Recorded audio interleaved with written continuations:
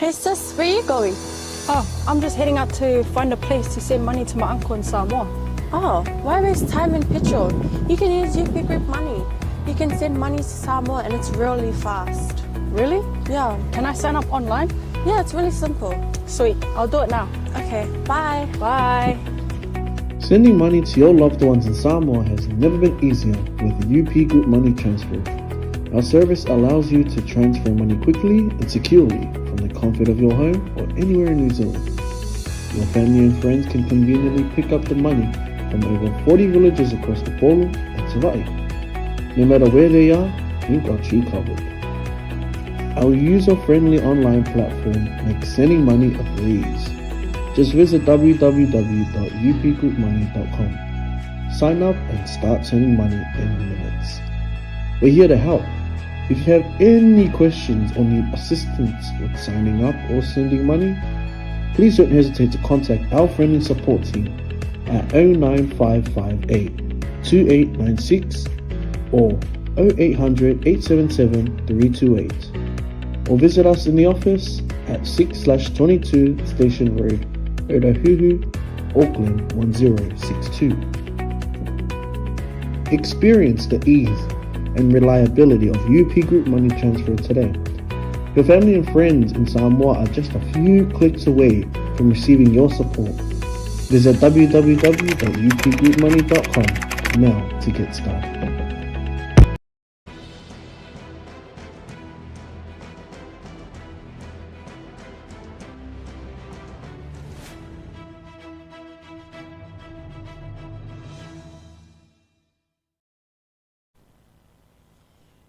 Ia le tua le nei vaenga o le taiao i le suafa manumalo Iesu Keriso te e whaafeilo i atu ai lo tātou ainga mafuta i lunga le tātou wala ata le Global Kingdom TV o te whaafeilo i atu i laupa ia malo mamalu le nei vaenga le afiafi malo le folau malo folo nsa i nei taiao i le alofa malanga leo le atu manatu le anga nei i taiao i o loo so longa le lei mea umea le lona alofa a pena foi ona whaatalofa atu le tapo inga maua na tu asinsina i maota malawa ma lo lava le unsa i lo o tau pitola au lo o tau whapenana tapu ia ngā luenga lo alu whaibai tama whanau a mese so tātou atu no.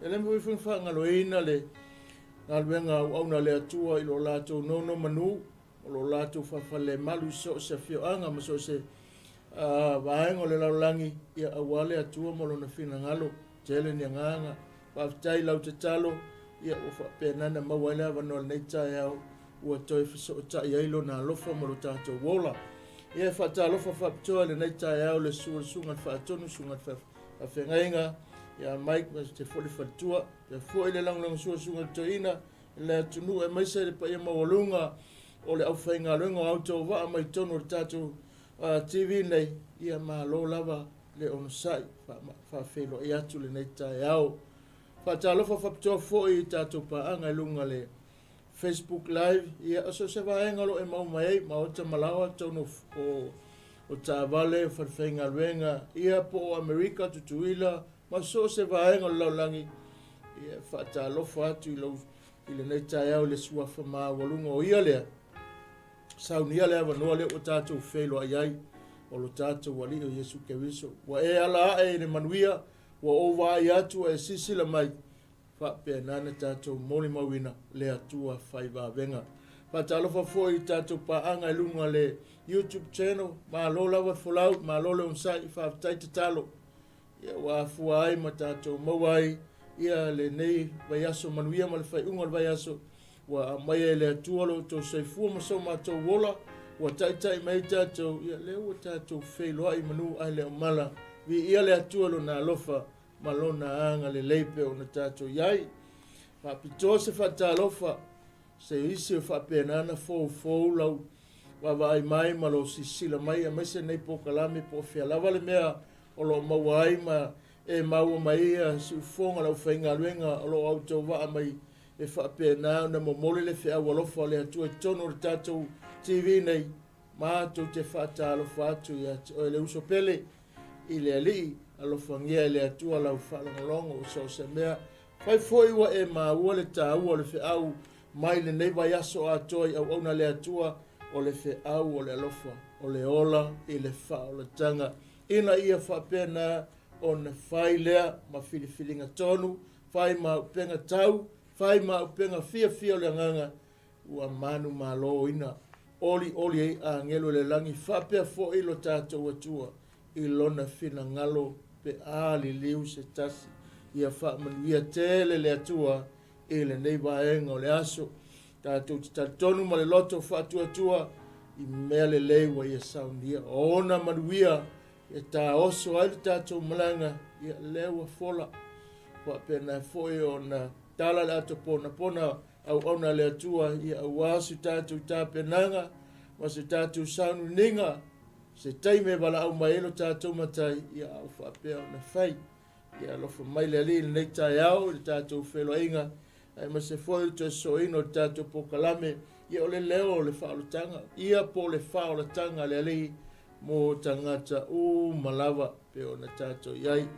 mai a tau nei polosua mo le tātou pokalame le leo le whaolataga o te whaatalofa malo alo lava le unsai malo le folau whaamanuia atu le atua sile mai mo mai ia talo mai fo tātou pokalame le ngata ia te au nea ono mawai malatou o loo whapena o na mulmun mai ia masa au tusia e wha lotu tele wha amnatu wha amalo se foi na wo whainga luenga e masa lau talo e nande tātou whamea ngalu lue wha atasi mea mole vi inga o lo tātou watua ia o se wha awheloa I lea le nei vaenga le aso ia tātou te tala no le la tātou tala no foi le nei aso ia o se teimi le lei lea se teimi tā ua se teimi fo e whapena ia o na monmoli ei se whi au tā ua le ngata ia I le mai mo mal whaafonga ia o mātou nei foi e ina ia ta pena I pealo mātou sa I le whina ngalo le atua pe o na tātou iai ia la tātou a mata le nei pokalame I se talo e le titi se loto whaafitai o mātou loto le atua le whaititia a mātou mawhauwhau I le vai aso o na mātou mo moli leo le loto whaafitai a fua le nei tae au e leo sa mātou fuafuanga po se poto se malosi ia po ni tong fitinga fo mai le ai o laua fio e ona le avanoa ma le alofa wa e tai mai le latou soifua mo le mātou wola ua mātou toe mauaile nei avanoa e feilo ai I lungo au penga ta whailangi e maise le TV e ala ata pe o na whaungaina e moli ai lau fina ngalo o le mātou iai le nei aso o se vā venga ua e le whai e le tau māsina o mātou fufuanga ma lau fina ngalo a o loa lofa lea ua mātou toi mauai le nei lao le lei mātou te o mai e wha asoa lo alofa ma tau lo le lei a wao lau wala au lea i o mātou tangata mai o mātou watu e whainu umalawa ma so mōni ma watu le tala le lei feso e lua lo tala noa e feso e whalo o tala noa ai whai mai lau wha ma talanga le apostolo ia mātou wha ngāti tau aso le nei o langa wa ona po nei waleanga o lo mātou nau le nā e whape nau na mātou tali atu I lo walofa a asa mātou tali ei lo wanga le lei I aso uma o lo mātou wola ua nao na mātou whape atu I a veo mātou wola mo lo mātou malo se fōa I mai mātou te whaia lo whina ngalo. Maruiara tāpua inga nei aso nei tua o awa ona o mai masani o elo mai mo mai lunga le Facebook live e maisa le YouTube channel iai lau whaamanianga ia te ila tau so se vaenga o le atunune nei o lo iai e o mai mo mai mata whaamanuia atu ia te ila tau atunu ese lau langi lo o iai le mori mau o le tala lei lungo le nei ala ata maana tua lo mātou o le ie mia lau o ona whaatonu sunga whenga inga ma le whatua mai se foi lau whenga wenga ngai le atunu mai se le ie e lo tutu matatalo mo le nei ala ata ia manuia mātou tatalo whaatasi le nā au ngā ina whaatau wā ma le vai mo mori lau whina ngalo nei aso ma e atu maulevi inga lau whio o pe lo mātou mā losi e au nei lau whina ngalo o le tatalo lea mo le mātou o lenga whatasi mo mātou talo i lilo whaia lo whina ngalo awana i whaia o mātou loto i ei umea umai lovi inga Yesu o mātou wole wala awa toi nei. Amene ma amene. Ya, vi ele atua nei tae au. Praise God. Ole au tu na walunga ngāli tātou screen na wa whailo atu o le leo o le whaotanga o le lona sifuma leiwa leo o le tātou o le tātou pokalame pe o na tuina atu awalo tātou longo pui ali o le tātou ainga o tātou mafutanga o tātou whanau anga o le loto tangata tupu pea le ngalo tupu pea le ngalo i o tātou loto o le winga leo le whiau ma le whaongaina o lo mātou te mātou te leo mai e whaamasino pe tusi lo mātou lima o le mai e mātou o le atua i e awanoa mātou te mai e soso ni atu e mori atu se whiau e whai ai lau whiwhiringa tā ua i a whai foi ma whaamanatu pea i le soifuma le ola anga tātou te leilo tai au te leilo foi lo 5 minute te leilo foi na le paule le taimi o te lo aina o le taimi lea o te nofo atu ai o luma atu na o ia lava na o le atua i lona mana e whaapena na te sila fia lo tātou ia ina nei aso. Ia, o tātou au ne whaalongalongo i lana upu le nei tai au. Ioane mtau po lima fuluiwa le whai upu se i whaangata mai le lufuluiwa. Ioane evangelia mtau po lima alona whai pasuma le iwa ia se i whaangata lusuma le iwa. A pēro na whai tawina. Ona whetala atu leo Yesu ia te ina tau o i sawa elu na. O whape atu e moni o te whai atu ia te o tau o i sawa elu ala tala noa iai. E le ma whai e le tali o na whai o se mea na o ia lava. A o mea na te na wa ai atu ai ila tama o whai o mea foi o whai e ia o lo o whai foi ia lava mea e le tali. A wa o lo o lofa le tama i le tali ua whaare mai foi a te ia mea umalawa e whai e ia. Whaare mai foi e ia le ngā ruenga sili ia ngā ruenga. Ina ia o tau o fuai a wā whaapei o na toi whaatu tū mai ma whaaola e le tamā i e wote whaapea foi o na whaaola e le atalii o i la tau ua ia loto iai whetalenga ngai Yesu le whaia i sawa e awa e te whaamasino e le awa e wha e le atari e la tau uma i ua loto iai. Awa e te whaamasino e le tamai, awa e le whaamasino e le tamai se tasi a ua ia tu umai i le atari le whaamasinonga umalawa. Ina ia awa tangata umalawa i le atari, whaapei ona la tau wawa i le tamai. O le awa i le atari, e le awa lea i le tamana o wina maia o ia o puia Yesu na whaia i sawa e. E moni o te whai atu i atu o tau. O le wha longo mai i la upu ma tari tonu i ante ia na te awina maia ua i ante ia le ola e wha babau. E leo o foi e le wha asala ina. O ia a ua o atu ia i le ola sai le oti. E moni o te whai atu i ate ia. I ate o tau. E o i le aso o nei fo i ai. E wha alongo mai ai e uoti i le leo o le atali i o le atua. O e wha alongo ai foi e ola i la tau. A wai pei o le tamā o te tonu i ate ia te ia lava le ola e whapea foi o na fuai mai e ia ile antali i e te tonu i ante ia lava le ola. Ua foa e mai foi a te ia le pule ina ia whai e ia le whaamasinonga awa o ia o le atali o le tangata. Awa tau te ofo i le nei mea o pule e Yesu na whai i le au sooma. Awa tau te ofo i le nei mea.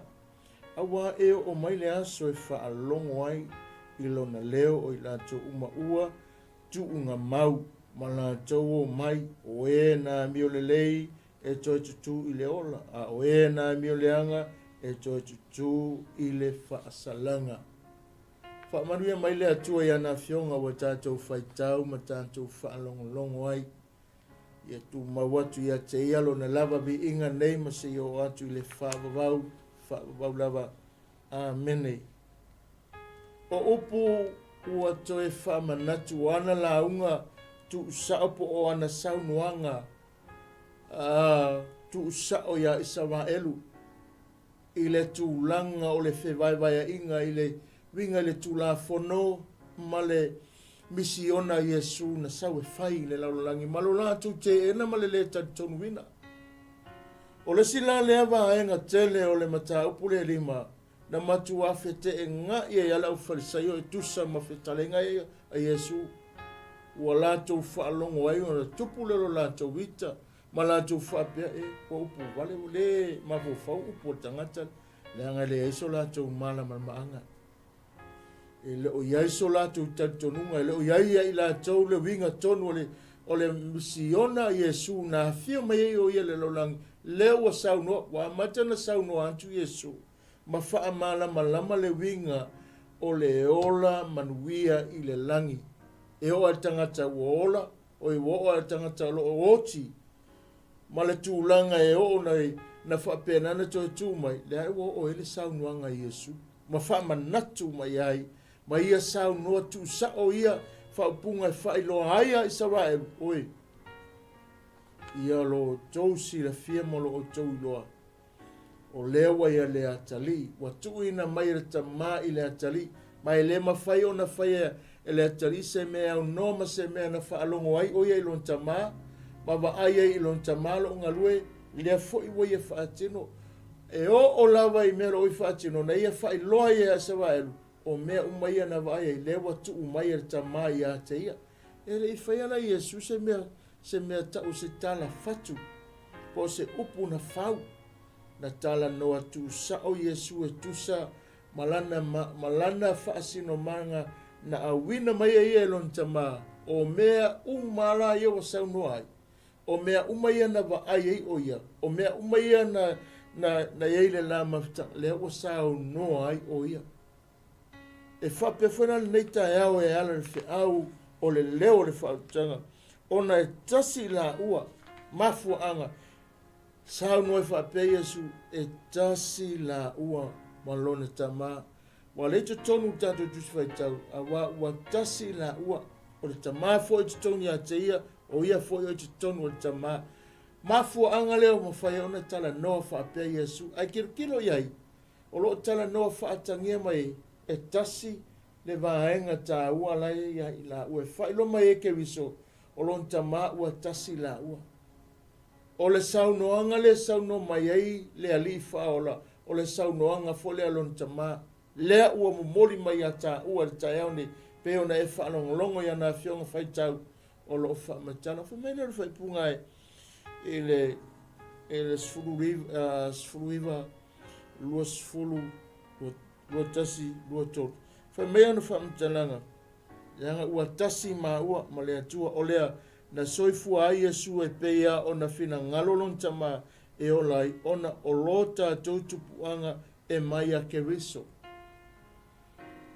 Wa whai e Iesu sa ta whaateitai, wa tasi la ua molon tamā, o lona lea tupuanga, o le ulu foi o ia mea umalawa, ua tu mai foi o ia e whai o ia ma whaateitai inga o tātou ola, o tātou la o le tātou tupuanga le i tu whaleanganga i le mālo, o le atua i le langi o lo tā pena masauni ai tātou e whai ei o ia ma whaataita inga i a te tātou o lana whanau. O lana whanau tātou peo na tā ua le Ioane nā, o tā o mofa e pasum malua. A ia e loa sāmo, e o mare taimi nei, e le o tangata uma lo o tala noa ele nā whaitau. A wafo e langa o le whanau a le atua, e le laulawa vale, e le whaatupu misa, e le whaatupu me leanga, e le whaatupu ina se whetaua inga i se wā. O whetei lo ai, Mātai o lima lona whaipasuma leiva. Whaipoeiva. O I lato umo e whaatupu ina le file mua ta ua lātou o atali o le atua. E le mawhai o na ta ua tātou leanga o le talaia o le muamua le Ioane o mta upo e wha o lo utala no whai mai. Ia e loa o e ua whanau mai le atua e le leanga I lātou. E tele ani tala noanga le tusa whaasino ai ta ua. Pe a tātou tilo ai le winga le whiau ma le whaamanatu. Leanga e le mawhai sa kerisiano pe a whai ua whanau fōwina.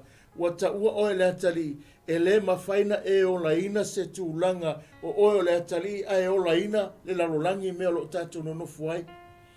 E tala no o le tangata ua wawai ese o le tangata e whapena ona o laina whetalenga Iesu pe ona sau no ai o ia le awhewhi pe le tae aole nei e whaamanatu mai ai o e o ia ke riso o tangata fōwia longa wingala.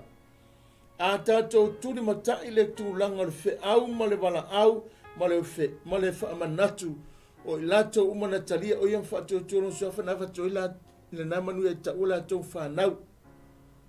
Ia ele o whaamatala a ka kokala ngola le whanau.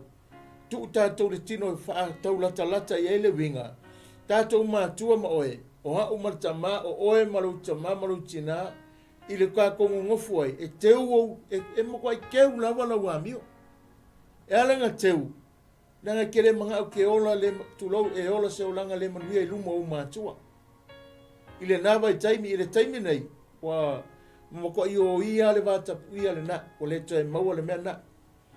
O le ala tala noa ele fionga le antua, o tātou se ilunga o le saf kwa waku maka ngofia ke unga. Mata ngofia lau tāpenanga. E te alu ma se loto whapena. A e te loe. E le o le ata ngā lo tala noa ai le mta upunena. O le ata lo whamatala mai e. O I lato umo talia o ia. Talia I le o langa a mio mawalalo I mio mama a mio tono a mio ola se o langa wawai ese. Ola se o langa whapena ona a mio I le a mio le ali. Le fe mai le tala a mātaio I le launga Iesu. I le mata upunga lima whai upu e walo tala noa mai ai. O le whapenana tausi le file mua ta ua la tau whanau o atali. Tala noa le file mu, tala noa le amio tonu, tala noa le amio lelei, tala noa le mata alofa, tala noa I winga lelei. A tonu whapenana e soifua I winga lelei e tala noa le tuspa ia. E teimi o tātou o langa whapena, a ele o tu e ngā mero e mata tua I le o langa. I le lalonlangi lau kako iai. E lau vale mai ala su sa tau lesi su sa.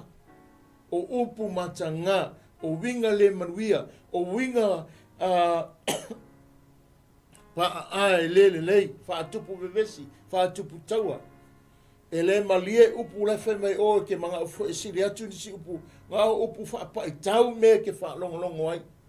A e alu nunga Facebook, laile leilo mawafau, e uma mai wa matua mesi a tolo fai. Ai sea, ele aise me le lei o sawa I, le opo la vea koe manisi tanga te kirisiano. A ole fe au ole tae au le nei. Le ua wha manatu e Yesu. Le winga o te tau o na soifua molai, paulo le tautala, tātou le whanongolongo, ai maisero na whina ngalo alofa, ia mawhai o na tātou tāwhi mau. Le winga o le ola mama, ola manuia, ola wa vai e seina mai, o le leo le whaaolataga, o le whiau o le whaaola. Dea sau noa Iesu. E mai la ia. O le melea, e te tau ai o na tātou whaaloalo. Ai vai, ia te ia, ma ola e pei o na ia whina ngalo ai e ola ai. O le whesili, o le ale mea e whaia e Iesu e ma whaia ai. Ona whesoswani ia tātou whaia ni whiriwhiringa sao. La se a wala lo sau noa, la se mele mena o Iesu e whai. La se a wala lo whapena ana whai e Iesu e kakau o I kaunga ko whaia. O whai mai Iesu o te tauna whaia. Ngai ngai whai poe lusu mai wha. O le whai poe lusu mai wha, whai mai. E moni o te whai atu ia te o tau, o le whaalongo mai I lau upu. Matali tonu ia ante au. Na awi na mai au I ate ia. E mau e ia le ola e whaavau. E le ofo ia te ia. le whaasalanga o ia e o atu ina i le ola, e le o ia te ia le oti. O le upo Yesu e tali atu o le fesili ngā whai mai, o le fesili, o le a ese mea e whai e Yesu e mawhai e ona sosoni mai a te tātou, whai ese tātou whiwhiringa. O le kali mangingo ngai tō ngā whai punga rusu mai wha, e māneia i lau i pe ato i tiru e whamere whai punga rusu mai wha, e moni o te whai atu i ate o tau, o le whaalongo mai i lana upu, mua o le whaalongo mai lana upu, mea longa lua, ma tali tonu mai i a te ia, tolu, o te tonu mai a te ia. Na au wina mai, ua ia te ia leola whaavau, kolunga, wha, e le ofo ia te ia le whaasalanga ia, a ua o ia te ia leola sai leoti.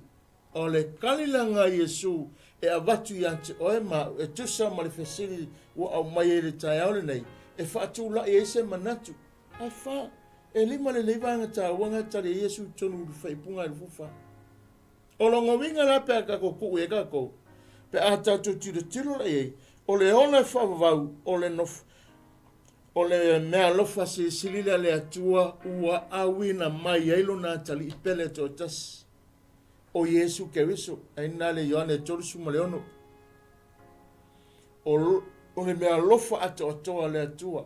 O lana, o le lii le tatu sano, o i o le ato atoa le atua, i le lalolangi le nei tatu te iai.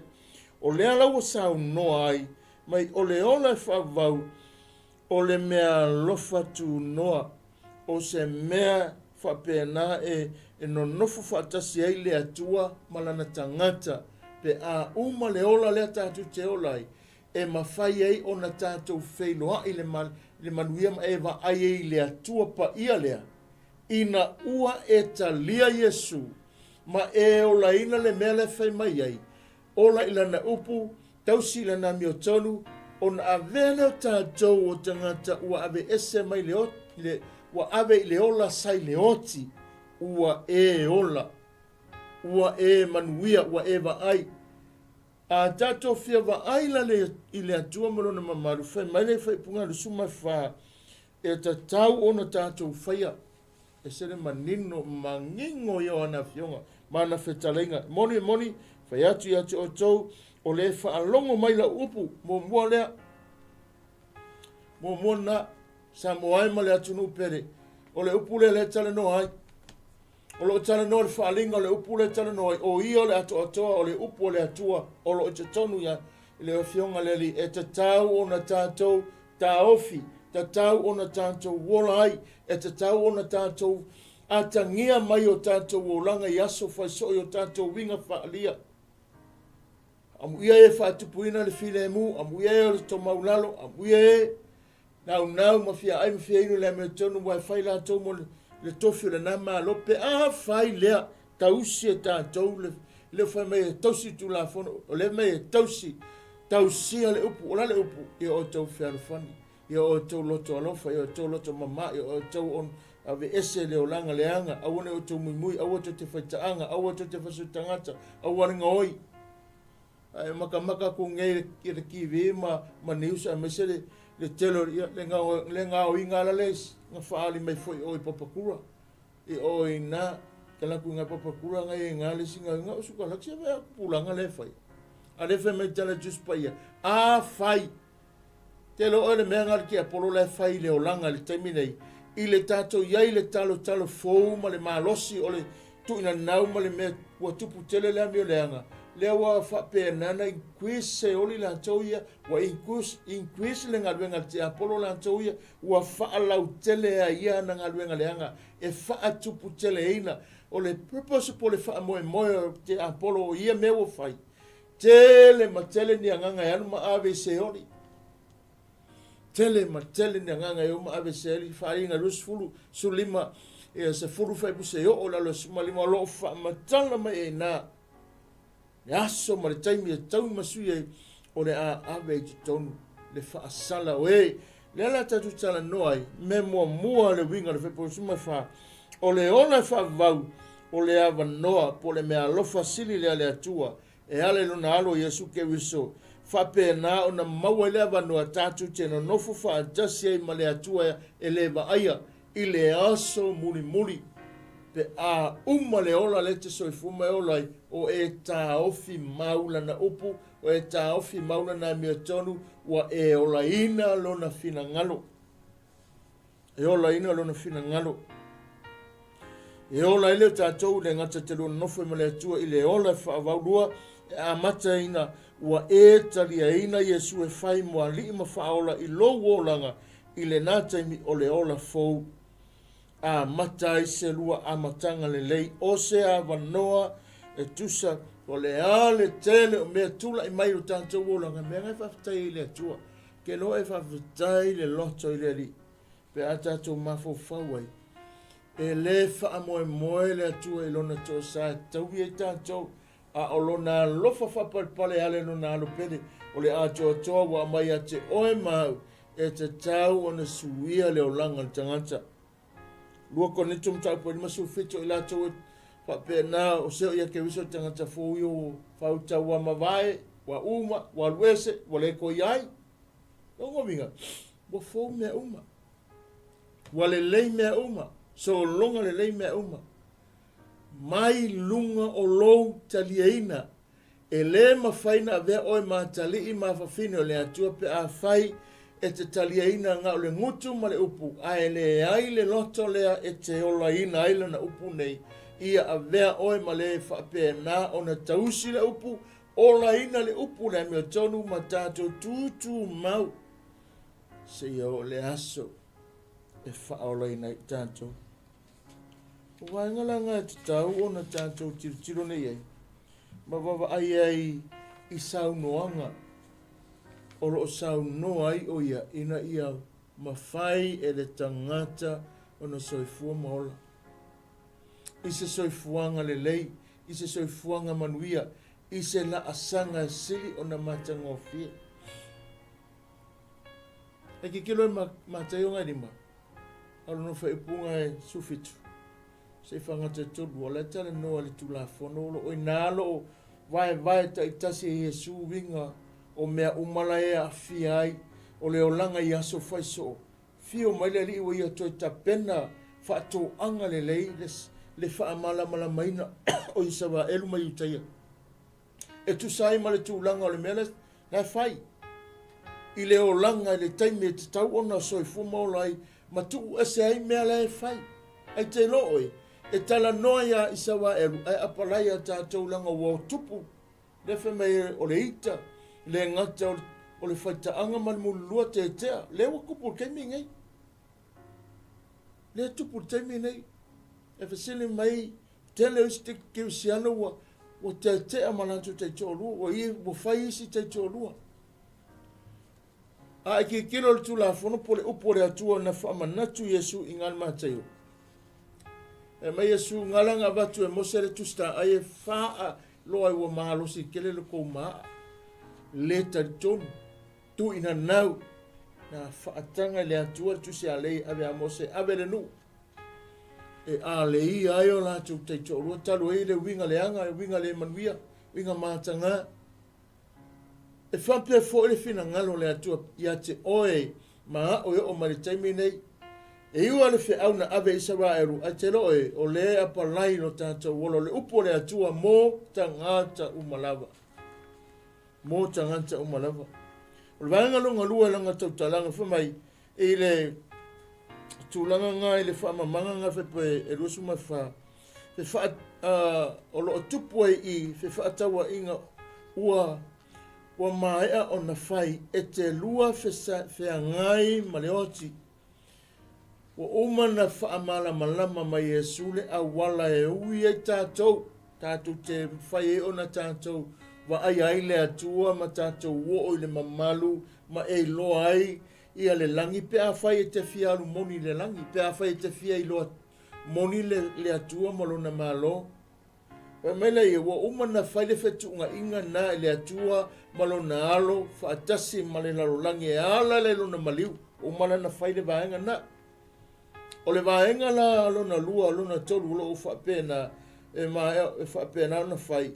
Pe a whai pe a whaila a whapela e te rua whea ngai ma le oti whaale tino.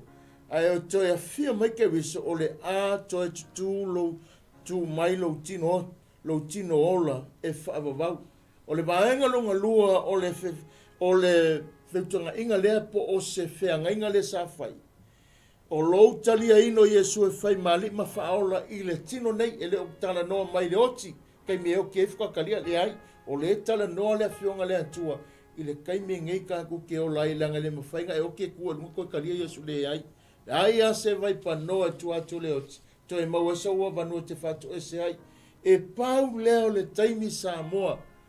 Le au pe le ma le whanau tātou. Pau leo le avanoa. Na o le taimi fo le nei. E mawhai e tā ua. E mawhai e tātou. Whai whiwhiringa tonu a o e iai i le ola. Ai a uma le ola. Uma atu tā ua ma le ola nei. Ua uma na whai lo whiwhiringa. E ala i le i whataua inga po le whetuna inga lenga whai e Yesu malo na tamā. Na wina mai o ia sau e maliu. Kei lo o toe a le mawhai. Ai ona o le la whetuna inga malo na tamā. Ua mafu ai o na whatau nua Yesu. E ui leo ngaonga o le toa sā. Ma le mamafa. Whai mai le tala tusi luka i nāri whanua kete mane. Lo utamai. A e whina ngalo iai ave ese. Na e loa lea. E le whai ngofie a o le la whiutanga inga manona tamā. E maliu au ina maila ua tali pere to tasi ina ia le whano. Se tasi a te ana i lolo la ia. E iaile mea te le ua saunia e le tamā mole lalonangi i e FAAOLAINA i tātou. Ua umalenga whaile whiutunga inga le tamā mano na tali e tusa male ngā luenga ato atoa. O le vahenga longa lua le whiutunga inga le pe a whaila e te oti wa e tali e ina Yesu e whai maali ma whaola. Ona e toe tū mai la ia. E toe tu mai e ua oti. Oi lea li. O ka se māngai. O ui makua māngai ia. O loo tala noa po loo whaamanatu. Ke loa e se le mānai o le mea na Samo. E alango whakoi mānai. A wafo e le mawhai e se isi a o na toe tū mai lona lava mālosi. A wane e mawhauwhau o le ile oti e mawhainga e koe whaia ise si whainga. A e oti. Mea fwoi la ngā kilo ai tangata whioti. Tu salava pe talia Yesu e whai mali mawhaula e le mātulo i mata. A wā fwoi e le mwhai o na toia sau le tangata le woti. E le toe maua mai. Whatua toe tupu le mena i le aso ngata anga. Le aso le li e toe tutu mai ei lato e oi le ali e o lai. Whamere whai pusumu lima o le tusinga konito. Mumua konito mtapu sumu lima whai po e lua sumu lima. Papero na whai tawina. Papero na whai tawina. Whamere whai punga e lua sumu lima.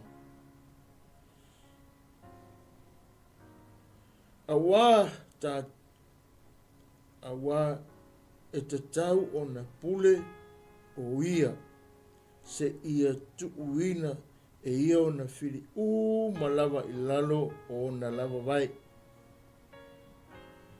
Ole toe while whaumatia o le oti lava le awa e tuuina e ia mea uma i lalo o na vai ai peitat ina ua whai mai ua tuuina i lalo mea uma i anteia ua i loa tino ai ua vai atu le na ia tuuina i lalo o na vai i ante ia pe a uma foi o na tuuina i lalo i ante ia o mea uma ua tuuina i lalo foi lea i le alo lava o le atua to o tasi.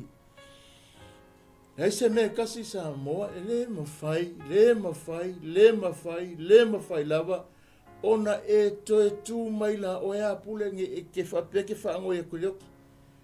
e mawhai koe ko mai au se o koe a sikasi a kulawa, whai ala salo, whai ale mau oa matala wha manatu.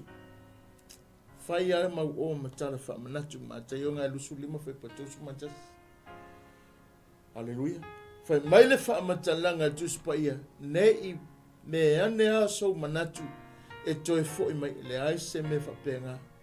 A e oti, ua no fuanga e iai le tangata. Momua o le tangata e oti o le lii o lo o moe.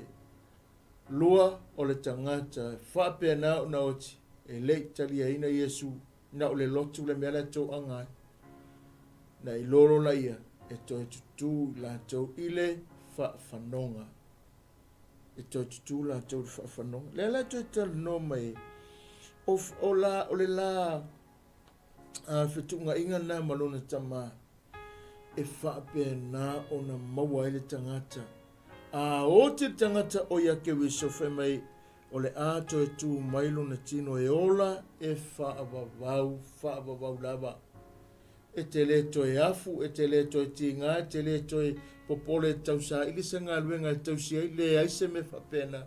E te ola i le alofa tu no le atua e whaavavau, e te ola i manuia o le atua e whaavavau, o le a e nofa se nofuanga, e te maua ele ori ori. Pai mai le tala tu se wharinga lufulua e le mo mia le nano fuanga se malamalama, leanga o le malamalama o na fufonga e su solu mai ai, e wha malamalama ele no fuanga i eili tangata mi o tonu. Wa ina ni mana i. Pai ngalo na lua lo tatum ta upu, fai mai le tala le, fai mai le tala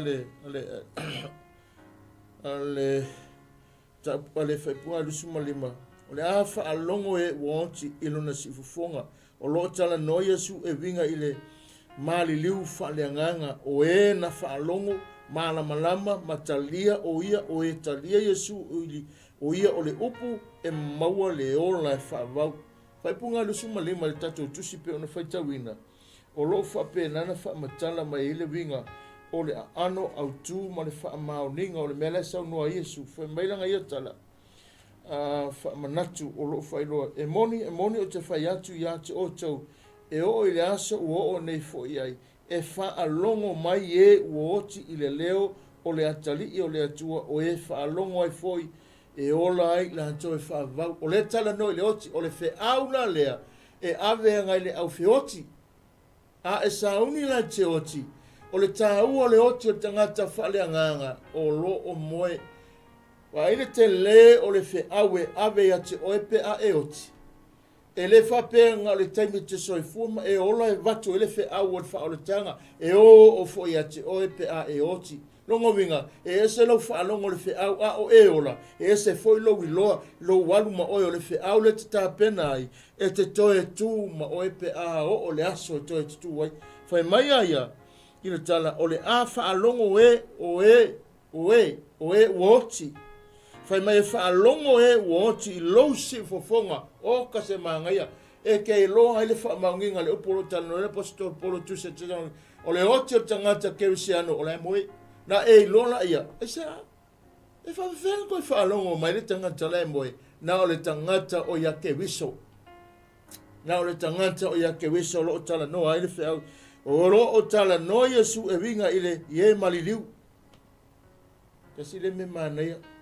E wha Sofia ila ngona o le tangata wha atua a o malika i mere e kau musu. E ke le musu e ke alu e ke fia isa. O le ele si vaenga tā ua o lo walu e te moe. O lea whai mai e te whaalongo. E le ki oa whai mai ale upo le atua. E mua foi ona tau tutu e la tau e uoti langa le whaalongo mai la tau i whea. Whaalongo mai i le lako whale moe le e ili mai le pu. O lo a mai ele fe aua si ufonga whaola i ke viso. Wa ele mana ia pe a e talia na Yesu e whai marima whala e oti. E te oti la nganga e malo lo i au ngā luenga ma mea umalawa ia e te le fia ma ita i ma wha pe nganga wha lave le o langa nei. A e te malo lo le lei. Te le toi whaalongo ni muimuinga, te le toi whaalongo ni tua inga, e te le toi whaalongo ni misa ma ni taua. Te le te whaalongo ni whe eima ni laulawa wale, ai malo lo lelei. Ade maanga iala le kala le i le whai ai. Whai mai e wha a longo la tau i lona leo. Amen. E te fia e na a e o te fia e o le toi whafangu oi. E toi whafangu ka ua. I le asunga e ne wha longo. Whai mai ia, o le vaenga longa lua i le whai upunga. Whai mai wha le anganga, e mulmuri wha le anganga. O e na wha longo i le mala malama. Matalia o ia o e na taria Yesu o ia o le upu. Ioane no mata wa Ioane su fafa o ia o le ala upu moni male ola. Talia le upu le na longo winga. O ia inga le oti lea. E te tau ona e alu i le tunga mau pe te sauni e te malolo i le olanga nei. Ia e loa wa uma na whaia lau filifilinga. Wa whaile lua whetsotainga, wa whaile lua maftanga, ai etele tu ua le maftanga ma le lo matua matamaiti, o la e saungi te alu, ua e alu saungi nauna e alu e te moe i, ai ai le aso e whawhanke, me manei o le naf, o le nā malolonga ke le koe whalongo ai ni mea tinga, ai whaatali le aso. O le ai a ingalanga o le tangata pe hoti o i le ali, pe a whai e te talia, le wa onga Yesu na fai tonu Israel na tele na feita Israel mai tai malako ke engai malako le kalia ingai ale wa tala noa ile tala noa tu sa o winga ile fa moi moi o le ato le ato wa fio mai o ke visona le ala o moli atu ai le talia o oe ma o le tai ole nei leo ke lele ka ko vangoa ka ko ke maua ile vanua nei leo tatou maua ele loto fa maulalo ya te oe e ke le ka ufaia se fainga le ka ko kongi sa kupe e ke malanga e su se fai evangelia mtau tia male o fofongia nga ke fai le ai fa mai tala tus pai fai fa maua lalo lo nu e o ta o mali li ese na fa alongo mane langi ma fa mangalo ka ko wangasana ole ngā luenga ele a Jose minute ngonga e step down e la nga taulo e la ko o kuliloa pa e fa maulalo e kuailo walu ka vale fa mai o i le mele tana no mai veia no na se e mai la longo fo kuri vailo e la nga mai fa e se loa ina wa fa longo na upu wa ngolo le tolu me ale tasi sa toi tala noa fo Yesu e winga ile tangata e oti whaletino. Ia, sa ua lole me longa tolu le wha amala Yesu. Wa umana tala noa le oti o tangata whaleanganga. Ma le unga i ele tangata whaleanganga. Ma le wha alongo me o tangata whaleanganga te me oti ai. Ile leo o le ali i whaola. Alu loa umana whaile lua ia inga. Tere mea ta wailo woti alaiwa e Yesu. Umana whaile lua ia inga. Ma le lufi so ta inga. Whaile lele lua whianga inga ke loe. Alu whai whianga inga ma le larolangi polo to lua tulo. E kai mere wha mao ne po ni me whai e whai ni whianga inga. Alu whianga inga lea. E le pepelo ia ia no folfolanga. Leanga leo se atali o se tangata po se tangata tsu iei. O ia o le atua whetalai taunu. Lea lau o mai le vaenga longa tolu whai mai. Sa tois tala no foi sa no mai Yesu. E winga i le tangata ai oti whaletino sa ia toi whaatutuina mai nei tangata na whioti. Of iai o ia i le laulangi. O lona fio whaalua mai o le toi tutu mai ai. Amene. Whaatutuina Yesu tangata tino. E tangata tino na ia whaatutuina. E tangata tino na ia whaatutuina. Fwere talanga ngane lukalo mta upoe. Fitu. Nai wha matala ngā rau wha sumaluanga e le upunga e sau Yesu o umana wha malolo le antali i a taitai to se lau kau mariwhinge woki nang kangi ala e whaka mairunga kari uoti. Sau Yesu ta awhira uria ngā mua whaka e pa i ei wha malolo. Toi wha ola mele nā oti. Sau i ala salo o le mea he tasi. Lo tala noa Yesu whai mai. Sa toi tala noa fo Yesu e winga ile tangata e oti whaletino sa ia toi whaatutuina mai tangata na whioti o ia i le laulangi ai o lona fia whaalua mai o le ato e tutu mai uma ua oti o ia kewiso ma whetaiai maia i le vani monimo a o le tangata la na oti o i le lalolangi o ia we fia whaanono e whaasila atu o se whaanono anga le na o se tala le manuia fwere na tala pe a whai e te whaalongo pe a whai o te iloa pe a whai te leto e tu mai ai sea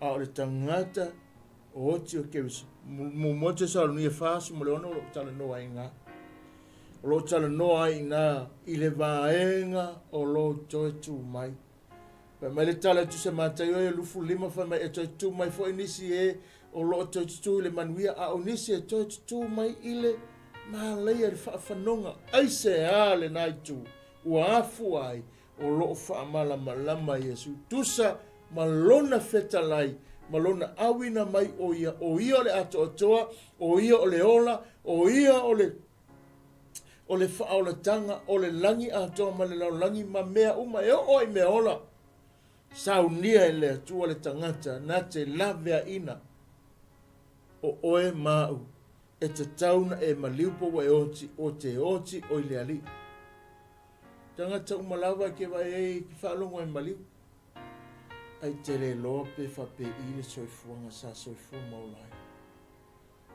o lo si silai fofonga le atua i le lufu luono whai porusi manono whai mai o le atua ia o le puna ma le na whaia le ola awa e le aise ola e se mea mai le ese mai le atua e le aise ola o le whaamamanga e le aise si ola ese mai a e oti wa le aise ola ilo ia te oe o le tala juspa ia wa e malolo ia unga luenga whaatali le aso na e toe whaatula i mei oe i le isi ola o le atua e ona pokalame na e le mawhaia e sesi e le mawhaia se tupe po se isi ata ngata whai mai na te e le mawhaia e ngata uma le loa tangata i lalolangi nei i au mea na e whai a o le atua e le ngata i le lalolangi o le langi malunga maso se mea e o le oti le tatu tanoai e ai na alo na whaamamonga i le tangata lava alo o whaapena na tali tonuina o le atua o le puna ma le na whaia le ola awa e le aise ola ese mai le atua i nei po le olanga tali o le ola ua tātou maua o se mea lofa sili lea mai a te ia te nome te lo o le mea nga koe whaamangako e le atua ia isawa elu ia te nome e tusa ma le fina ngalo le atua e whailoa ai ina ia i loa isawa elu ma ia lātou tāu fi mau le mea lea o le manuia mai a te ia o lona alofa o lo whaamanatu ai le vaenga tāua na whaipunga i rusfulu. E mai le vaenga o le whaitaunga i rusfulu. Mai ina ia lofa atu i a Iova lo atua ma lou ma e whaalongo atu lo na siufonga ma ia e pipi atu i a te ia whaalongo aisea a wā o loo ola ia ma le na te whaafua loa ina o waso ina ia e mau i le lau ele uafu ia tautō ai Iova i au tamā a Abrahamo Isaako ma Iakopo talanga le atua na whaia isawa elu ia pipi i atu lo lota ia te ia na te whaafua loa ina lo soifua ai whai mai tā vita ia tolus fulma le salamunga i tolus fulma le iwa a tolu ono alona whai poe ono ai mai ranga whaamatalanga ina e hatangia mai aila na tatonunga le atua lea ma le alofa le atua i le tangata whai mai le whai poe e tolu sumu le ono mtapo tolu sumu le ono whai poe iwa pero na whai tauina awa olo ia te oe le puna o le ola o lou malama mātou te ola ai le malama o loo ia te oe le puna o le ola o lou malama mātou te malama ai o puia alfaisala mo tāweta awha mai ia te tono mea mose na awe le atua e pipi ia tua tau loto i le atua Awa ole puna na ole ola. E nā te whaafua ina lo soifua mo lo uola. Whapena le FAAO o le whaotanga newe. Whapena le FAAO o le whaotanga. E le mai seisi le nā mea. E le mai se tangata. Mita le malosi wa e loa. Ia e loa e le aso e tō e se mai e le atua. Na e whesili la ia. Mai tō tō manatu. Tā lofa si uso waru. Ai toi manatua mea sa soifu maura o tangata i nā le tonu ono winga. O le tangata i nā matua matautia me whai. Ai esa le mānei o se tala o le tangata i ta māli i ona winga. O se tangata e awa ia mauna. Amen.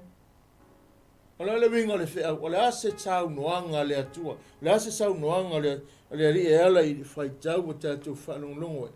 Malona fina ngalo o lo whape nana te tala ina. E loa e au e loa e oi, loa tātou uma. Longo winga e le ai se me tasi. I le lalolangi le nei. Na te suia na pokalame. A e talia Yesu e whai marima whaola e oti. Mauti noa te toi fo i mai. Mauti noa te whalong e me o fuai. Pe a kako ki kilo e whale tino. Tua e lalo e pusa maliu. Tānu mia e parapala. A whai maile tala e tuspa ia. E whaalongo fo i e uoti. O ka se māngaia. Pasiri le, whaela sau le ola le i tangata a le uwhioti. O le ola le a ke wisa e te oti le tino a e ola pea o ia ia te oe. E te le tunga mau olo o ia te oe le ola. Whaale anganga sei o le taimi e whaatutu wai tātou. E toi whaatu la i mai tātou. Ona o Yesu olo o iai. E whaavavau whaatasi ma le atua. Le wharafolanga i mea uma. O ia foi o le ola. Ioane su whawha i peono. O le ala ia. Ia te i tātou e toi ola ai. E whaavavau. Mo mua le Ioane mtau po rima su tasi. O ia puna vai po o ia o le mafuaanga. O ia foi. E tatau o na tātou whailoaina i le mafuaanga o le ola na. Ma ina le punga suma tasi tu se Ioane. Me fe suma tasi. O le nei foi. Le mea wa fo ina mai e le atua ia te i tātou. Le ola whavau o le ola lava lea. Wai lona alo. Wai lona alo. O le nei foi. O le nei foi le mau wa fo ina mai e le atua ia te i tātou. Le ola whavau. O le ola lava lea, ua ia, ua ilona alo, o Yesu ke wiso. O longo winga la, i le tae au ma le FAAO re nei aso, e whaamanatu mai ai. E le ai se mea tasi, le nei fo le mau, ua fo ina mai a te i tātou, le ola e whaavau, o le ola lava lea, mai lona alo Yesu ke wiso. A tātou le talia la, e te lese FAAO whaamanatu ia te au pia au woti o te re o loa le malamlama.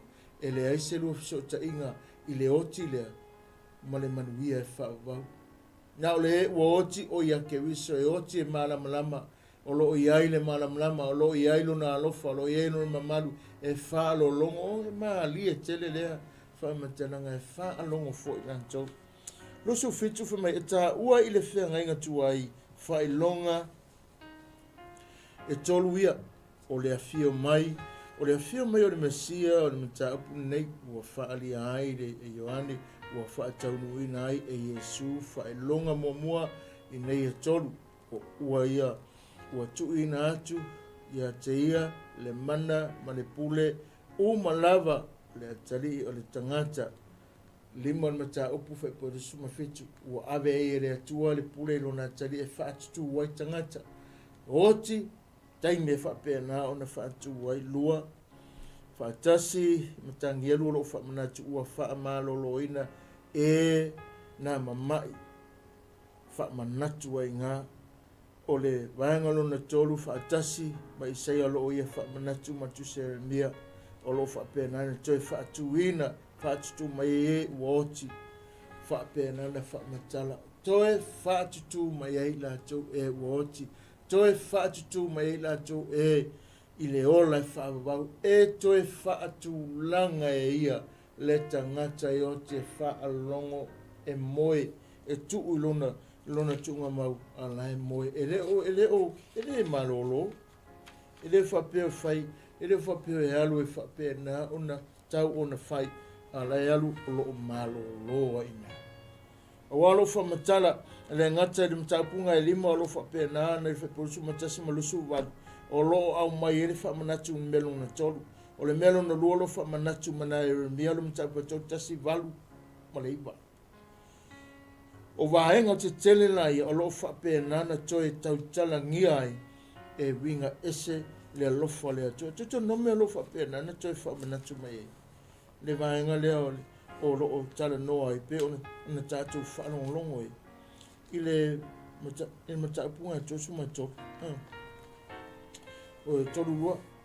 O lo whapea nā ona whamatala mai tuto nome. Mai le whaipo e rosu ma le iwa. Whapea lona whaitawina. Rosu ma le iwa. Loa warma loiwa whamai awa o le nuu i la tau le o yeini pūlenga o le ai fo i se wha o tauta i ate i la tau e ana la tau pupoto ana la tau i loa le nei upu le nei mea ina ia la tau ma fau i o la tau i unga pe a uma le o langa nei e te tau o na ma fau ma la tau loa o le a sei unga o le nei ola tātu te ola, o le me e tū mau, po le me e whawawau, po le me e whawau. Whawau pia. Ma lewa e whaalongo le whiawhira ne. Lewa e toi tō manatu, o saunoanga mana whetalenga i le kakalangoi, o mea tū sau po o whetalenga tū sau, wa a mai eile le fo le sota inga, i ana saunoanga langa wa umana whaile la whiutanga inga. Ele ise me tua ta tau whai pe a whai, ele i ise whiutanga inga le pule ma le au whai ngā venga. Ai wa mafua na tātou o whaasala lau le tala leia ke wisa ma tātou fola. Tali ia Yesu e whai malima whaola, o le unga te o le ole whawau. Langa wa uma na whai le whiutanga inga, lea wa uma, wa mahe a le whiutanga inga, wa tātou sa alote e olu atu le mea siri na pa ia, lo tala noa le efeso mta upe lua, o le mea sa tātou le, mawaina, sa tātou wāma mamau, sa tangata ese, sa tangata, sa tō rua taua, sa tātou whai tātou ma whiri le atua, a o ina ua ma liu ke wiso. Ma toi whātou langa le melea, le ala ua mawelea wanoa Paulo, e whapea nana wala au le ola e wala au a wala tamau. Mawalo ua wanoa, mawalo tātou ua wanoa. E leo tala noa atu tūlanga whale lotu. Le tau tala noa tūlanga o lo whapea nana whaatiri foi o le wha moe. Ole e whaavavau. Ole e whaavavau. E au maale nei lalulangi ma mea umalo o fia iai. E au maa mea lo e titilo atu ai. A titilo mo mole Ioane mo mole anu tapu e lua whai po e lima la tala no mai I mea umale lisi tele na e ngā. Sau le ile kalatia le nā maulisi. Sau le roma mua le nā fo I maulisi. O lo wha manatu mai e au maa le laulangi. Pe a maulo so I fuai o ti le eise tato titilo I mea umale wali ane mai. Te le wha masino. Pawala utala e momoli o loo soifua le o loo sila le atua. O le whi au fo I le tātou tala noa le tai au nei. O loo wha manatu I atu e aua te whaia. Aua nei whaia ia winga, aua te ola ina. Tele na wā, mea o tutupu mai, mea wālia li mai. Whenofua I tangata le tatau una whaatinoa, o tūlanga le tatau na iai, o tūlanga me le tatau na whai, leo wa tupu. O leo wa tupu. Ai le tupu mea, wa lewa na pui tik te le upo le atua, e iai le aso e tupu mai mea. E awane I ofo oe, awane I te ilo roto, aisea, wa lewa na tusi e le upu, ma whaamanatu le upu, a tupu lan mea, to a le leilo roto.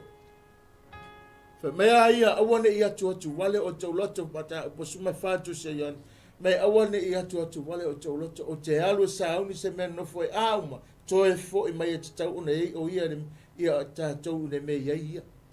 aua le atu wale, aua le popole, aua le I luluina lo tonunga. Paua lea le winga le fe au fa manatu ia manuia lo olanga ma e olaina la na me tonu. Na le paule o tangata e iai le manuia ma le paufo le tangata e moea e whaalongo le taime fio mai iai le ali e leo se polo o misi se tangata te reo e tala muale lua pe tonu ta au pe tonu whai pe e iwa o lo tala nofa mai ua whaatu wai te isi mai o ia ilana pokalami se ia o ma tangata i le salamo o ele ke whapenga lai whaatala le lai eile hawa noa te salamo ai o lo taria ino Iesu e whai mali ma whaola o lo o iai le hawa noa e afua le nā wanoa e na ua tātou tā ofi whai porusu mai whā. A wā le tali atu ngā Iesu i le fesili o le whai porusu mai whā tusi tātou whai tau. E whāwa ainga tā ua lana tali. O loo whapena ana wha manatu ainga. O loo au mai ei nā le whi au wha manatu. E winga i lo tātou ula. E winga i lo tātou ngāru lue. Whapena ana tātou whati noa lona whina ngā le moni. Moni o te whai atu i ate o tau o le whaalongo mai la upu mua ma tari tonu i ate ia lua hauina mai a o i ate o tau leola toru i whaavau e le o foi le oti whaasala toru le nā ma leola e whaavau wha le mea te o e wene maa ngai o penge whiki ia leolanga whaatua ma leolanga ono sai ma le manuia o le atua i lo tātou wola ina pe a whai lea e tu mau pe alo loto i ate ia I le whaipunga e rusu mo lewa. Me e lato uma o e fo wale matite e atu ia ke wiso o le a toi tutu mai foi pe ta e wha alongo ile wha amasinonga le atu e wha asanga ia I lato ma wha asalaina ai lato e wha avau ma te tea ese ai ma ia ka kou wha alongo la ka kou I le tangata e oti misi a toa se avano mo le ali. O lo o tala noa mai eila fionga le atua. I le whai upu e lusu ma leiwa. O lo o wha manatu mai eile nā tā. Le whi au le nā. O le oti la ngā o le tangata e le I talia Iesu. Wha anoa noa e wha sila. Whai mai a ia. O ia e ona whetalenga. O ana whetalenga na whai fo ia Israel. I le teimine nei. Leo matua I anga waa tātou e talia ua apalaia te I tātou. Ana whetalainga nei, o ana pokalame lea ua tātou anga waa I te tonu e tātou te taliwha mai. O I lātou o e na whauwale ma te te atu ia ke wiso o le a toe tutu mai foi. Pei kai o le koe kukulea, o le koe kukule e koe kuku I le whaafanonga. O le senga la leo te o tangata o i ke wiso le mamalu, ma tangata wa tali Iesu e oti ai whaalongo la tau teime wala au mai I tunga mau. A o le oti si a uso po nei la tau ia wha penana tala no e la fionga le atua. Ua la tau le talia e mai a toitutu e koe kuku. A o lona whaala vela lea. O le toitutu la I le wha masinonga le atua e wha asanga ia I la tau ma wha asala inai la tau e wha vavau ma te ai se ai ma ia e iai la tau e mana nao e ola le lei I le larolangi. Ai ele mele toi wha manatu mai I le tātou tala. Ai ole mele toi au mai e ke wiso I le nei a fia. Whai mai lang wha matalanga. E ei tangata o I le larolangi. E ei tangata e mana nao e ola le lei I le larolangi. Ma le amana ia ina o ia. E lei whaatanga ina I Iesu tangata le taitono e waai I le oti e le I unga lea o mea uma. Mai iai le wha masinonga o le a la tau whesa ngai mai la tau pe a whai la tau e le talia ina o ia I o tātou loto. Whai mai Iesu o te le talia ina. Te le talia ina la tau. E la ole mātai o e whetu. Lua tasi lua. Whai mai le whamatananga Iesu ngai e ngā pala au mai tangata. Iesu na mātou whaia wā venga I lo suafa. Iesu na mātou whaamalo lo ma I lo ingoa. Iesu na mātou te tuli te moni I lo suafa. Whai mai Iesu, oi whafo te reiro o tau. Oi whafo. O ia I le mea o ia le le tangi aue ma le lili wa onifo, ai se a le mafuanga, na lato loa le suafa ai le i ola ina. Na lato loa wa venga ai le aise tali tonu wina, e le i ola ma lato talia, o le esenga o le talia ma lo ola ina, o lo talia ua e ola ina lona fina ngalo, e ala lena upunga ta tole le lima, ma lana fai upo e lusu mai fa, o lo ola ina na ua e talia ola e lo olanga, o lo olanga matanga ma le olanga le manuia sai e ua faa mamā mai e le upo le atua. O longo wingala e tā ua tele o se fe au faa manatu e tā ua mō tangata uma na mafo e ona le talia Yesu la tau ila la tau walau e fe mailanga faa matalanga mai iai le faa masinonga mō ila tau ile aso munmoli faa masino e le atua oe le tangata wha atua iau ngā luenga, ai wha masino ai na wali ia i mea leanga umana la tofa. Ai maka ngele i le mele tuku. Ai wawa ai nei le lalangi ma mea ia tula i mai. Ai se me tasi e toi ngā, ai se mea ua sau umai lunga mea uma aisea o uma na whailoa le upo e ei le aso o na aso e ngatai e tupu te le lawa le amio leanga la towi. E le aise mahalosi tātou titui e ua umana whailoa, ai whai mai a ia, a o le tu mause ia o le aso le unga lea, o le aso tangata manuia na, o le aso manuia ngā na tangata, o le tangata manuia na ia, manuia i ona la asanga, manuia o na whaiva, manuia na pokalame, manuia ngā fofuanga, manuia mea uma aisa, ua ia talia ina le ola ma le manuia ma le alofa tu no ke wiso iana la asanga uma e wala au mai foi o ia tali atu. Esele mangai o le me esele ke lo e mea lenga plesi lo loto fe mai e wala au mai. Me mo pe fa pe mo wala au mai la tau e so fu mo le pe afa me e mo mo tu ai wala au mai e wala au mai o ia i la tau la le winga le ole fa mo tena o lo tala noa sa mo ai ma le atu pele i le loto o te toe lui te tonu tanto pokalame pe ona mon atu tonu klopo fe lava se mea o e maua mai o a mai o e ne afiafi o maua a pelo loto, pena wa e nau na whaalongo atu ia te ia i upolo o whaapena na whaasoa au o mawa ma mau o lo loto, ma lo ola ina o le upu le mana o ai oia. O le tā ua tele o le mere o sau noa ai oi, o le tātou ola matausi, peia o le whatete ingo tamatiti whanau mai, ina ia maua le ola, ai tausi teimi umai le ngalo le mea ai, whawhanga, matausi, maua le vai, o lau manga i te aru whaasususi aki, vele le vau, whai e ina ia tupu, o lau la au te mana e whapena, o nao la manuia, e whawhanga e vai a so uma, te aru e pui ma wha tupu, e tota pu e le o langa le la au ia ma whapena se ata, o lona loto ma lona fina ngalo, mo oe ma au ia ta maua le manuia, o le momoonga le fina ngalo le tātou tamai le langi ia e maua le manuia ua umana fetu nga iei ma whawhapena o na whaile la fetu nga inga malona atari e le whai ngofia Samoa e whiutanga inga le na whai e le whai ngofia whiutanga inga i le tuu mai o le perenisi o le langi o le tupu o le atua ia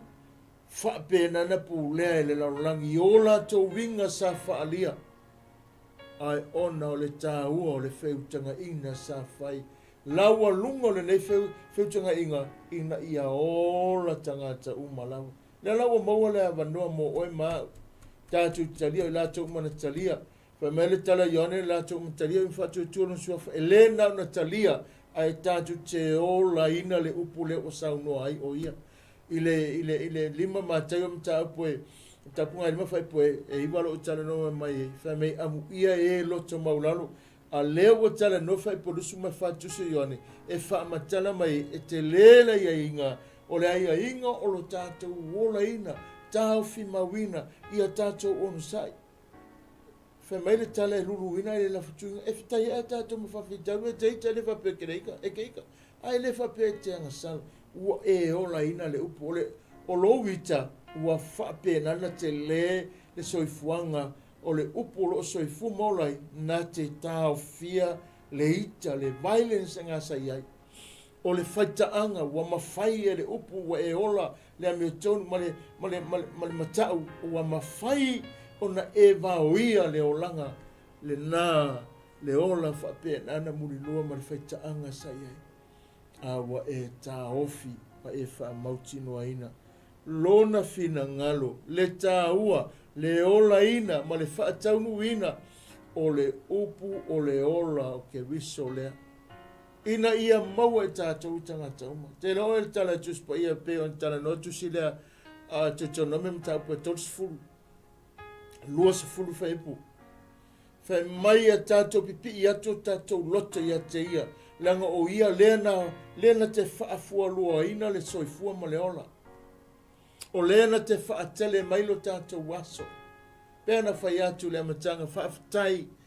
O lona lea alofa na tai mai lo to so fuma so mato wola ile asonga fua uma faina tanto toi feilo ha ilunga ile nei e ava noa o tale noa tuai o ava noa na ava noa le tanto te loi o e matau tia o ia e matau tia le alofa le tu le la o tanto ye pe ona mai ene ne sa moai ma le atu no pele pe mai ia o Yesu le isala e rue ua a mai e ta ua tama o mea umana o va ai e tama o mea umana o whapena na whaalongo ai o lo ngalua lo tama lea foi wo te whaia o te le whaia se mea na awau e se le maa nei o lana mori mau o lana mori mau e ta umai ai e leo se tangata na whailoaina o ia sili atu te tusa malona tama.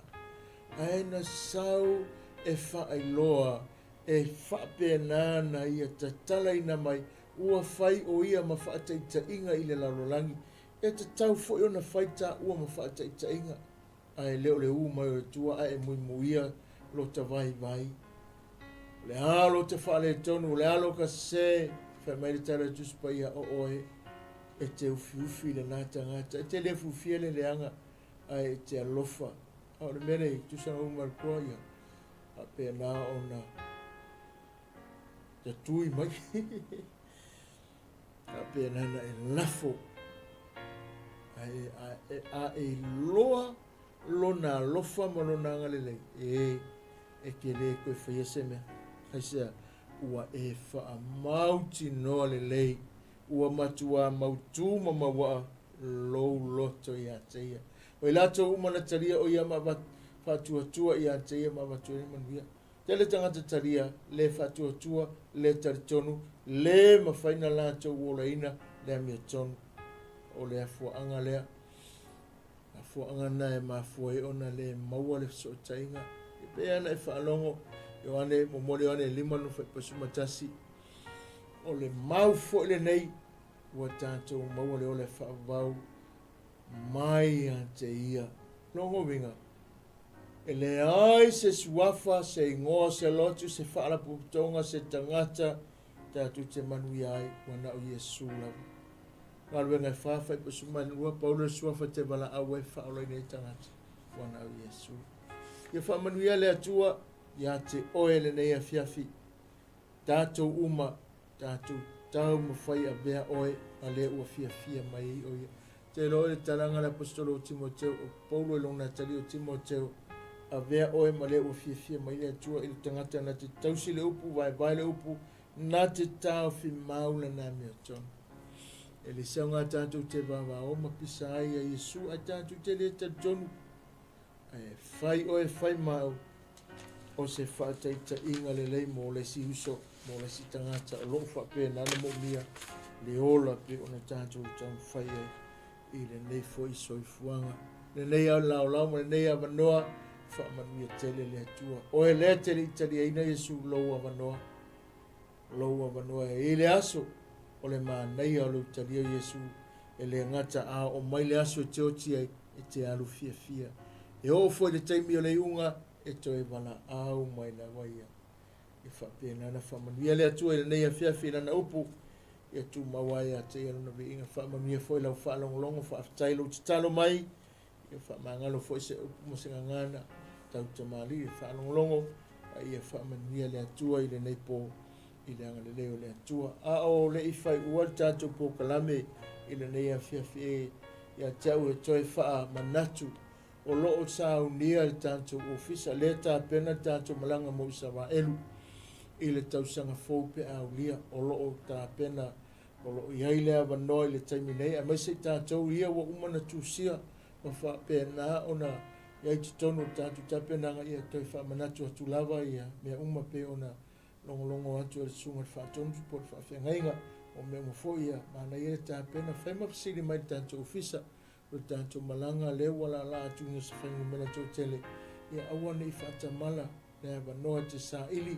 tā pena whaina te talo i le atua te fia malanga loa wanoa lea tātou te o aise i mori mawinga lea lofo le atua o wane i misia mana ia fo i le nei taimi e whaapena ona te talo ai le hafo i se mewa te toi le li i lauloto e te le tuua e le se tua o ia me le lei wa iai ta penanga ma sauninga ia mai se tātou malanga atu mo whapena ona iai le nuu ia po o le whea ngainga le atua te le tangata lo whapena na fo mai mori mau se mori mau manaia whanongo longo ai te loa lea e se fo i lau wa ai e se fo i lau whanongo o le tāua lo walu ma e mai moa e te loa ai nisi me se tele ia o iai le tātou tapenanga lea wanoa le sunga whengainga ngau e ngā fori telefoni e te wala au pete sume fori tātou ofisa nei o tau o lo o iai le sunga whengainga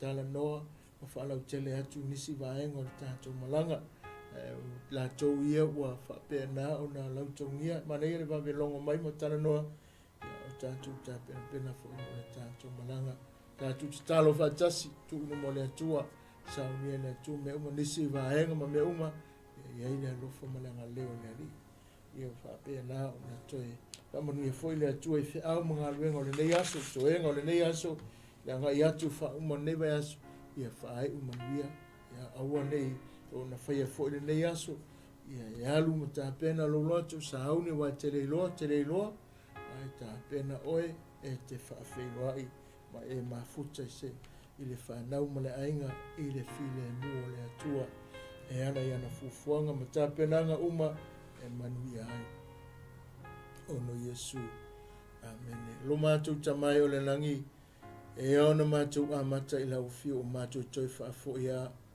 le vi inga ma le whaafutai ma le whaamanu te talo ma whaama ma momoli atu i lau fio e tāpua inga nei o mātou tangata o e sa whaalongolongo ven nei au e toi whaamanatu i le atu nuu ma lau langi so se tangata wa ia talia ina Iesu ia no fouta ma no futatonu o le suafa lava leo wa ia fola ma polo misi manuia ai a o leo lo whaatamala pea le mo se awano avea ai le nei au e toi whaamanatu mo nei o mātou ainga mātou uso ma nātou ia awana i whaatala le i awanoa whamanuia lau o ona whaatonu sunga whengainga ia preta ma whaatua ma rainga mai se le lia sunga toina langlong sua ngā ruenga ma au o ona o lo lātou tutu ma tāpua ia le nei ala ata ma TV ia whapena o na manuia whaiva whianga iai ia foi le ia na yo mātou paanga lunga le YouTube channel whamanuia atu ia te ia lātou fufuanga le weekend